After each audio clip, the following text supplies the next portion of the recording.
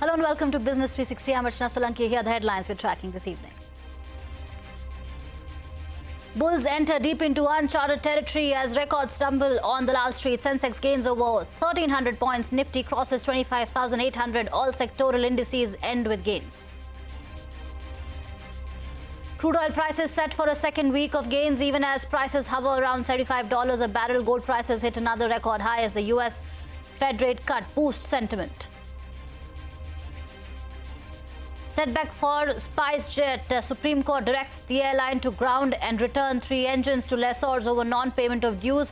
Quashes the airline's plea, challenging the Delhi High Court order.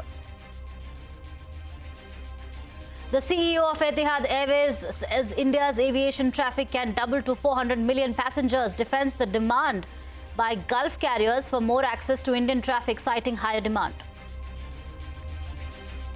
Shares of ITD Cementation hit the 20% upper circuit. Sources say Adani Group has entered the race to acquire the promoter's 46% stake in the company. Samsung moves the Tamil Nadu court against a newly formed workers' union and left-affiliated CITU after weeks of protests disrupt production at its plant at the outskirts of Chennai. Seeks an injunction restricting the union from agitating and disrupting work. The court has asked the respondents to respond by October 28th. EdTech company PhysicsWallah is valued at nearly $3 billion after raising $210 million. This is the largest fundraise in the Indian EdTech space in over 2 years since the Byju's fiasco cast a cloud on the sector. After attacking Hezbollah's communication devices, Israel launches major strikes on Lebanon. 12 people killed in West Bank and Gaza as the onslaught on Palestinians continue. Sri Lanka presidential elections this Saturday. Incumbent Ranil Wickremesinghe, left-leaning Dissanayake and opposition leader Sajid Premadasa are the top contenders among the 39 candidates in the fray. This is the first election in the island nation after civilian-led protests toppled the previous Rajapaksa government in 2022 amid widespread economic crisis. Hundreds queue up outside Apple stores in Mumbai and Delhi as the iPhone 16 goes on sale. Lines are blurring between quick commerce and e-commerce as Blinkit, Big Basket and Zepto deliver the new iPhone within minutes. All right, let's start with the market action. Records continue to tumble on the Lal Street as bulls enter deep into uncharted territory. Sensex and Nifty gained 2% this week after a big rally on Friday. Sensex gained over 1,300 points and Nifty gained nearly 400 points to cross the 25,800 mark. All sectoral indices ended into the green territory led by financial stocks. And Prashant Nair is here with a wrap of the week gone by on the Lal Street. Prashant, US Fed sparking a global rally there. No, absolutely. And, the Fed did not disappoint. That was the big global story. 25 was expected. They gave 50. And the market did not budge, at least initially on day one. U.S. markets, if anything, pulled back, ended in the red. Here in India, yesterday it was a flat close. But day two was different. And it often so happens that after big macro events, it's not on day one because there is a fair bit of positioning, etc., which gets unwound. It's on day two and beyond where the real sort of reaction comes. And it came here. It came on Wall Street overnight with those 2.5% gains on NASDAQ. And in India, of course, we had that big sort of rally on Friday. Actually, the Nifty Friday to Friday ended up about 1.8%, similar for the Sensex. But it was really a story of what happened on Friday because Monday to Thursday, markets were flat. Almost all of the gains for the week accounted for by what happened on Friday. Banks, I think that's the other big story because they've underperformed the Nifty. And they've sort of floundered, but they finally made a new high. Remember, the Nifty has been making newer highs for a while. It's had small pullbacks along the way as well, but the Bank Nifty never did. But this week, it did make a new high, and maybe it's now tracking higher as well. The Nifty itself, by the way, at the day's high on Friday was just about 200 points away from the 26,000 level. Mid-caps and small-cap indices, there was a bit of pain, underperformance for the broader markets on the first 3 days of the week. But on Friday, that picked up as well. For the week, though, we ended absolutely flat. It's an absolutely vibrant bull market, the strongest ever, if you ask many who've been around for a while. And so I just wanted to kind of put out some names which have done phenomenally well. And I don't want to limit myself to the last 5 days, but look at what these stocks have done for the month of September. Many names, of course, we've discussed extensively, but some have been sleeper hits as well. So Concord Bio on your screen, 60%, BSC, extensively discussed, 60 there.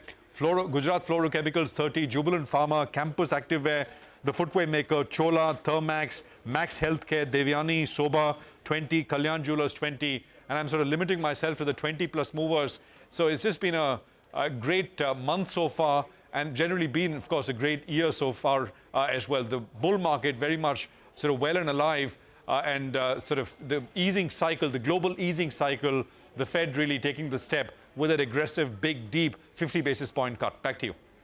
Right, a vibrant bull market there. Thank you, Prashant, for that comprehensive update. In the commodity market, crude oil prices are set for the second straight week of gains, but prices continue to hover around the $75 mark as fears over demand persist. International gold prices have hit a record high of $2,609 per ounce. The 50 basis point rate cut by the US Fed has sparked a fresh wave of safe haven buying.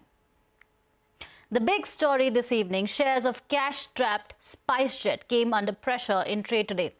The Supreme Court ordered the airline to ground 3 aircraft engines and return them to lessors within 15 days. The apex court upheld a High Court order and dismissed the petition from SpiceJet. Ashmit is here with more details. Ashmit, take us through the verdict.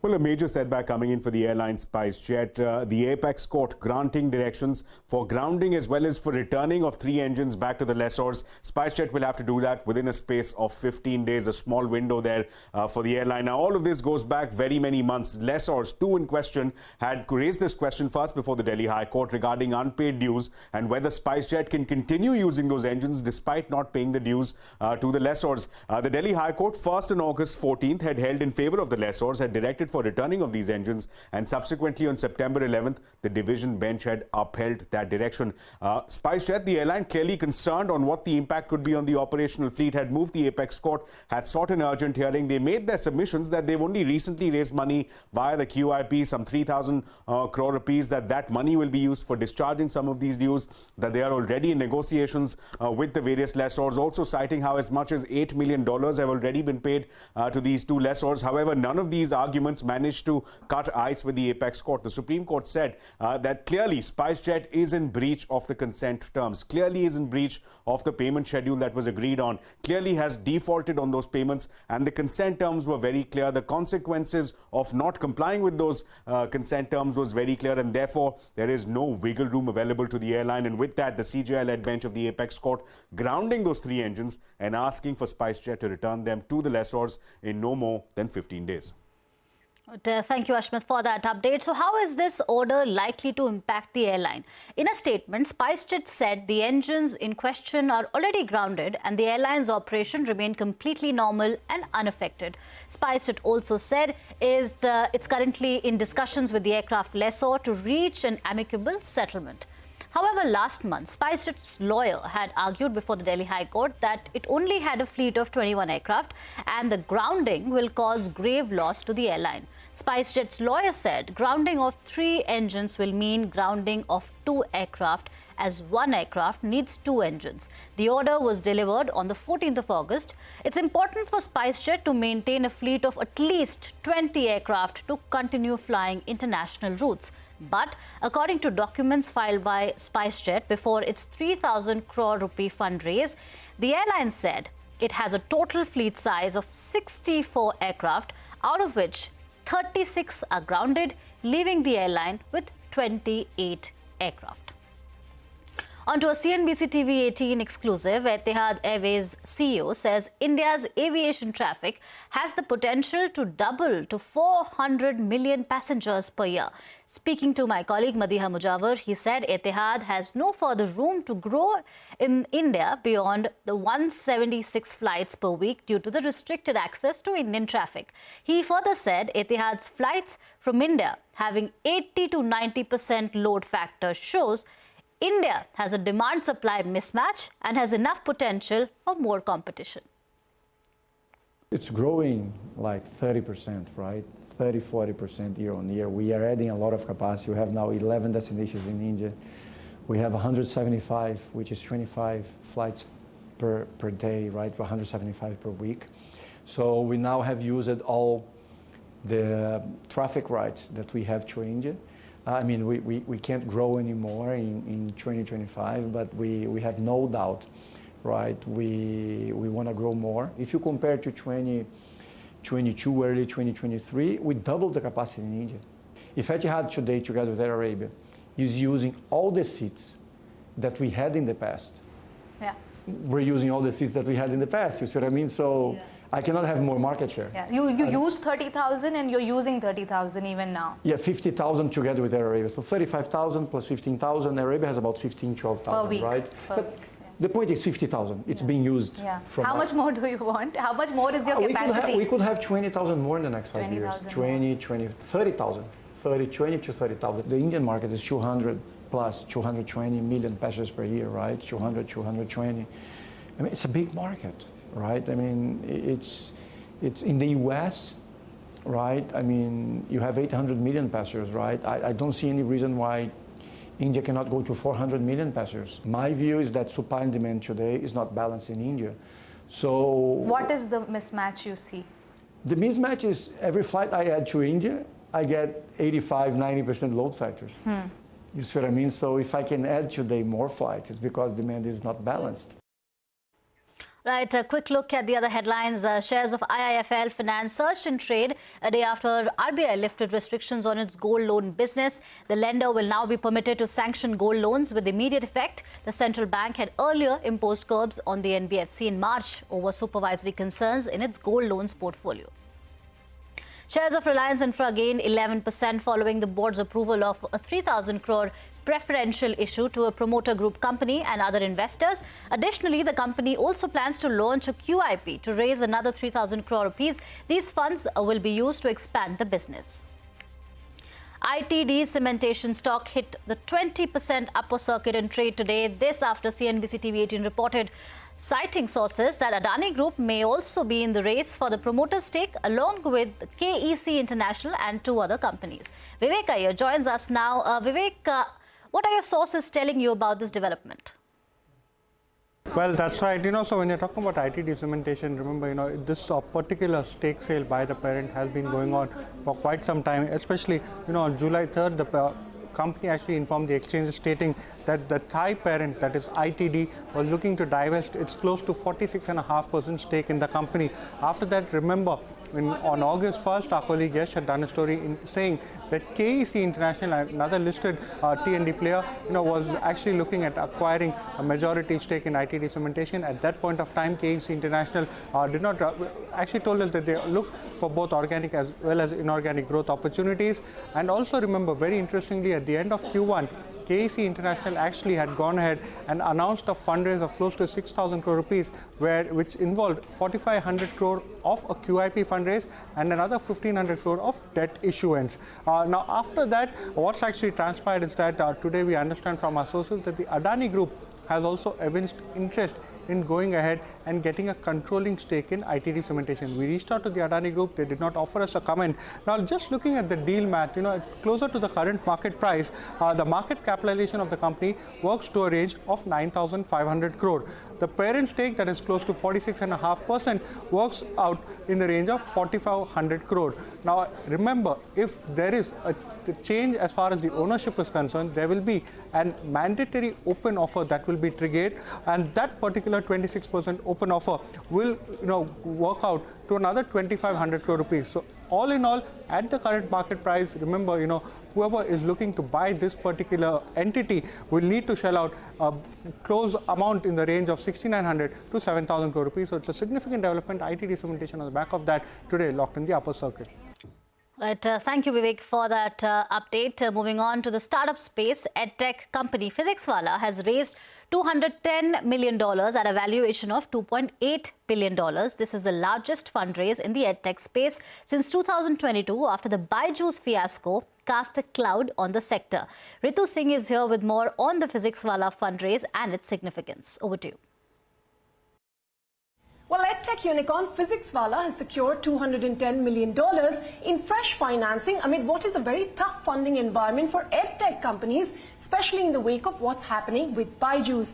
This Series B round was led by hedge fund Hornbill Capital, with significant participation from Lightspeed Venture Partners alongside existing backers Westbridge and GSV. This round values PhysicsWallah at $2.8 billion, which is a substantial increase from the previous $1.1 billion valuation that it had scored in the last funding round in June of 2022. And this is also the largest fundraise by an Indian edtech in the last 2 years.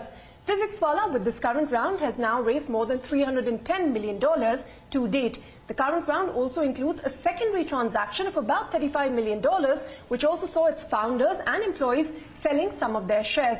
Now, the company will primarily use these funds to make acquisitions to support its future growth plans, with a key focus on consolidation in the education market. It plans to pursue inorganic expansion to enter the competitive K-12 formal education segment as well. Now, currently, the EdTech offers online, offline, as well as hybrid platforms. It caters to more than 4.6 crore students through its 112 plus YouTube channels. 55 lakh of these students are now paying customers. It operates about 180 brick and mortar centers and is also establishing tech-enabled offline and hybrid centers across 105 cities in India. Now, the company's co-founder has said in a statement that FY25 is going to be the year of largest absolute EBITDA profitability for the PhysicsWallah group, and this comes after the company reported a steep 91% drop in profits in FY23 because of a surge in expenses, even as its overall revenues rose about 243% over the previous year to 104 crores in FY23. So in what has been very tough times for the edtech sector, here is a mega funding round coming in for PhysicsWallah. Right, thank you, Ritu, for that. On that note, it's time for a short break. Coming up next, hundreds queue up outside Apple stores in Mumbai and Delhi as the iPhone 16 goes on sale. More details when we return.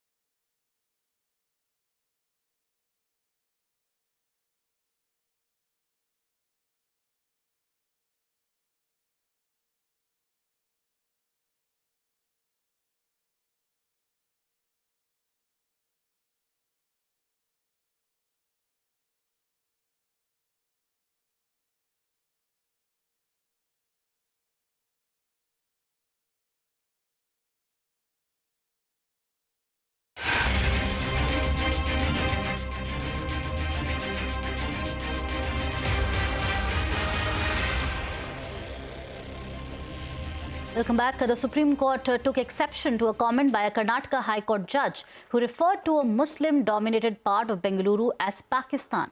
The top court is also locked in a standoff with the union government over appointment of High Court judges, and the court's YouTube channel got hacked today. Ashwit Kumar is back with us to wrap up all the court action. Well, here's a quick wrap of all the courtroom action. Number one, at 10:30 a.m., the Apex Court off to an interesting start. 5 senior-most judges of the Apex Court assemble in court number 1 for a special hearing to take note of comments that fell from Justice Srishananda of the Karnataka High Court. Justice Srishananda had likened a part of Bengaluru dominated by Muslims to be Pakistan, calling it, "This is reality." This is something that the Apex Court not happy with, the CJI not happy with, calling it a case of gratuitous comments, asking the Registrar General of the Karnataka High Court to conduct a report on this, to submit the report in no more than 2 days before the Apex Court. The Supreme Court will resume hearing on Wednesday next week. That's one. Second, the Jharkhand government red flagging the conduct of the centre in approving the name of the Chief Justice of the Jharkhand High Court, saying that the Jharkhand High Court has no Chief Justice at this point because despite the collegium recommending the name of Justice M.S.R. Rao back in July, that name has still not been approved by the centre. The CJI expressing concern, asking the Attorney General to give the reasons why certain names have not been approved, certain names why the centre is still sitting on those files. That's number 2. And number 3, the YouTube channel of the Apex Court of the country, the highest court of the country, appears to have been hacked. Instead of hosting videos from the Supreme Court proceedings, what we found while clicking on that link is that you find videos advertising and promoting a cryptocurrency which is backed by Ripple. Ripple, mind you, is a blockchain company, a cryptocurrency company, which is often in conflict with the US regulator SEC. So an interesting day here at the Apex Court. All right, thank you, Ashmit, for that. Shifting focus to the big tech story we are tracking. Hundreds of Apple loyalists lined up outside Mumbai and Delhi's Apple stores as the iPhone 16 hit the shelves today. The new iPhone series was announced on September 10th with an updated design and improved hardware. The doors to the stores opened at 8 a.m. in the morning. In Mumbai's BKC, a huge crowd of people beaming with excitement were waiting outside to get their hands on the new model. Not just Mumbai, Delhi's Saket Apple store was also witnessed a huge queue as people extended across the mall floor. My colleagues Rachna Dhanrajani and Abhimanyu Sharma capture the iPhone mania from Mumbai and Delhi. The much anticipated iPhone 16 and 16 Pro series are now available for purchase in India. The phones were first launched on September 9 and pre-bookings were made subsequently open. But it is today that all Apple fans assemble here at the Apple store and get their hands on this phone. Along with the iPhone series, the newer products include the Series 10 watch and the new generation of AirPods. But the star of the show really is right here, the iPhone 16 Pro Max.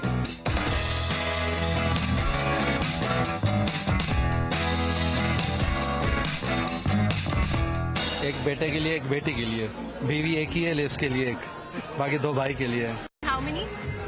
I have 2. Why did you buy 2? One for myself and one for my wife. We have waited for almost 3.5 hours, and actually for next phone we have to wait for more 4 hours. And this is after you pre-booked your phone? Ma'am. We have pre-booked on 13th of September and today is 20th of September, but we have to wait more.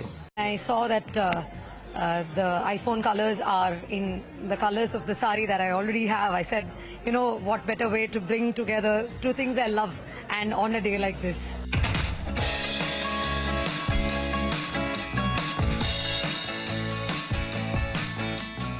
There are many people who are actually buying it on EMIs, and that is something which has actually made the buying experience more lucrative for many of the people who cannot afford it outright. And several banks, several finance companies are also offering EMI plans to ensure that many people actually join the bandwagon and actually become Apple customers. Of course, there is a huge resale value too, which is being banked upon by many sellers. And despite the availability of iPhones on quick commerce platforms like Big Basket and Blinkit, there are still huge queues which we are witnessing outside this Saket store in Delhi and also several other stores across the world.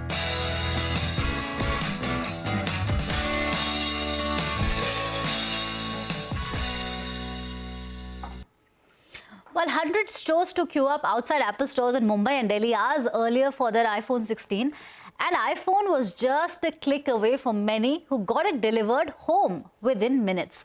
Quick commerce companies like Blinkit, Big Basket and others cashed in on the iPhone mania, promising to home deliver the phone in minutes. Blinkit founder shared a post on X saying they have partnered with Unicorn Info Solutions to deliver the iPhone 16 series in select regions under 10 minutes. Big Basket also announced that it delivered iPhone 16 in just 7 minutes. Now, what does this mean for the future of e-commerce? You can now get an iPhone home delivered along with your weekly supplies of grocery or a bunch of coriander leaves. Shilpa. Well, you know, a Big Basket consumer today, right, ordered an iPhone 16 at 8 a.m. on Big Basket and it got delivered by 8:07. This same consumer last year would have had to wait a day if she had ordered it on Amazon or Flipkart. And this, you know, is the perfect example of how lines are blurring between e-commerce and quick commerce. Now, let's see how each of them stacks up. Now, the biggest advantage that quick commerce obviously has is how quick it is. And that's consumer behavior is changing and the consumer now wants everything in 10 minutes. But e-commerce players currently only offer same-day delivery and that also in just select cities. But it's their presence that is unmatched. Currently, they service nearly 100% of India's PIN codes, while quick commerce has now only just started, sort of expanding into Tier 2 and Tier 3 markets. And Zepto, Blinkit and the likes have been expanding their product range into appliances, into toys, into cosmetics and more. But e-commerce players have a much wider product assortment and they offer much higher discounts and they're also much better equipped to deliver big goods like a TV or a refrigerator to you. But the way quick commerce apps have been ramping up is definitely giving jitters to e-commerce players. Now see, Flipkart for instance, right? It is already testing the model with minutes and it's also ramping up its fulfillment centers. Myntra on the other hand is already testing 4-hour deliveries. Amazon is also looking at a foray and at the same time is also ramping up its storage capacity for faster deliveries. Nykaa for instance is also making its faster deliveries, which is same day and next day deliveries available in 110 cities. And now experts say that, you know, down the line, it's not like one will eat the other up. Both will coexist, where impulse buying will go to quick commerce and planned purchases will continue to stay on e-commerce platforms. But yes, e-commerce players are likely to work on reducing their delivery times to as fast as 30 to 45 minutes. And this festive season, we're likely to see this battle playing out. Right, thank you, Shilpa, for that update. It's a wrap on this edition of Business 360. More news and updates continue right here on CNBC-TV18.